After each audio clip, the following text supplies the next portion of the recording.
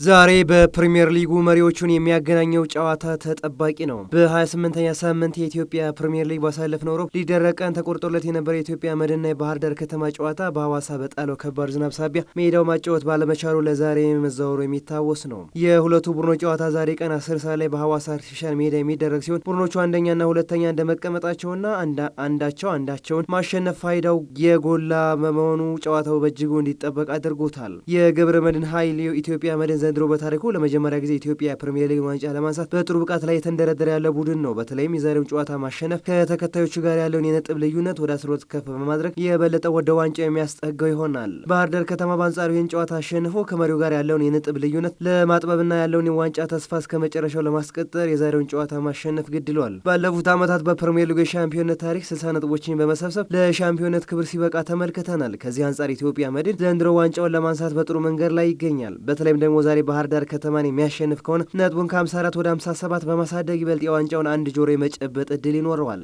ኢትዮጵያ መድን ባለፉት 5 ጨዋታዎች አንዱም ጨዋታ ያልተሸነፈ ሲሆን 4ቱን አሸንፎ በአንዱ አቻ ሲወጣ፣ ባህር ዳር ከተማ በበኩሉ በተመሳሳይ ባደረገው 5 ጨዋታዎች አንዱ ብቻ ሲሸነፍ 3ቱን አሸንፎ በአንዱ ደግሞ አቻ ተለያይተዋል። ከእነዚህ ቁጥራዊ መረጃዎች ተነስተን ሁለቱም ቡድኖች በጥሩ ወቅታዊ ብቃት ላይ በመሆናቸው ጨዋታው ብርቱ የመሸናነፍ ፉክክርና ማራኪ የሜዳ ላይ እንቅስቃሴ ይደረግበታል ተብሎ ይጠበቃል።